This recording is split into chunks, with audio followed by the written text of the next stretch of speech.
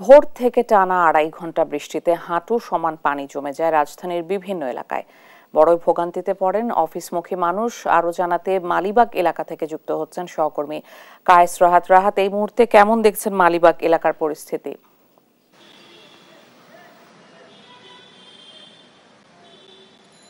ধন্যবাদ। যেমনটি জানেন যে সকাল থেকে আজকে রাজধানীতে বৃষ্টিপাত হচ্ছে এবং এই বৃষ্টিপাতের ফলে আমরা দেখেছি যে বেশ কয়েকটি জায়গায় জলাবদ্ধতার সৃষ্টি হয়েছে। বিশেষ করে আমরা এই মুহূর্তে রয়েছি মালিবাগ এলাকায় এবং আমার পেছনে যে রাস্তাটি দেখতে পাচ্ছেন সেটি হচ্ছে যে মালিবাগের যে মূল সড়ক, সেই প্রধান সড়কটির সাথে অন্য একটি প্রধান সড়কের সংযোগ সড়ক। এবং এখানে এসে আমরা যেটি দেখতে পেয়েছি যে এখানেও কিন্তু এই হালকা বৃষ্টির ফলে প্রচন্ড জলাবদ্ধতার সৃষ্টি হয়েছে এবং এখন যে সময়টা মূলত সেই সময়টা হচ্ছে মানুষের অফিসগামী যে সময়টুকু। তো এই স্বাভাবিকভাবেই রাস্তায় একটু চাপ বেশি থাকে বা যান চলাচলের পরিমাণটা বেশি থাকে এবং এই সময়টাতে যখন জলাবদ্ধতার সৃষ্টি হয়েছে তখন মানুষ একটু দুর্ভোগেই পড়ে গিয়েছেন। এবং এই রাস্তা দিয়ে যারা যাতায়াত করতেন, বিশেষ করে এদিকে যারা আবাসিক অঞ্চলে ছিলেন বা বাসাবাড়িতে থাকতেন, তারা বেশ বড় একটি দুর্ভোগের সৃষ্টি হয়েছেন। অন্যদিকে আমরা মূল সড়কে যেটি দেখতে পেয়েছি যে মূল সড়কেও কিন্তু যানজট তৈরি হয়েছে অন্যান্য এলাকায়, যেটি আমরা দেখেছি। এবং মালিবাগ এলাকায় আসার সময় আমরা যেটি দেখলাম যে মূল সড়কেও যথেষ্ট পরিমাণে জলাবদ্ধতা সৃষ্টি হয়েছে এবং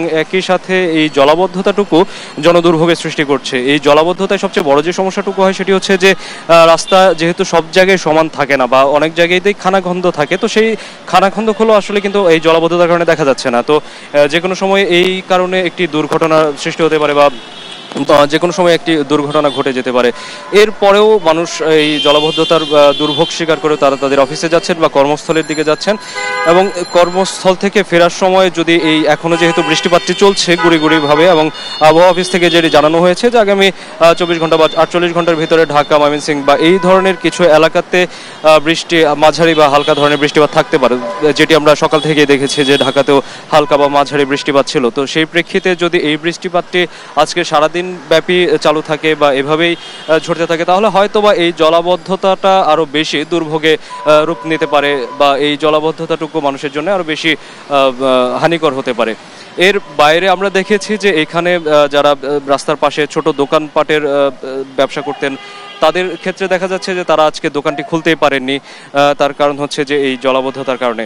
তো মূল এক কথায় যদি বলা যায় যে এই সকাল থেকে যে বৃষ্টিপাত, সেই বৃষ্টিপাতের কারণে রাজধানীর বিভিন্ন এলাকা ঘুরে আমরা যেটি দেখতে পেয়েছি যে সব জায়গাতেই কম বেশি জলাবদ্ধতার সৃষ্টি হয়েছে এবং যারা এখানকার সাধারণ বাসিন্দা রয়েছেন তারা বলছেন যে ড্রেনেজ সিস্টেম বা পয় নিষ্কাশন ব্যবস্থার ঠিক উন্নতি না হওয়ার জন্যই কিন্তু এই অবস্থা। তো রাজধানীর মালিবাগ ঘুরে জনদুর্ভোগ নিয়ে এই ছিল আমার কাছে সর্বশেষ। রাহাত, অনেক ধন্যবাদ আপনাকে।